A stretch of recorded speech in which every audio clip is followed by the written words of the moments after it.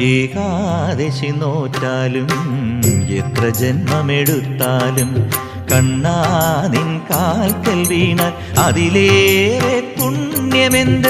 കണ്ണാ നിൻ കാൽക്കൽ വീണാൽ അതിലേറെ പുണ്യമെന്ത്.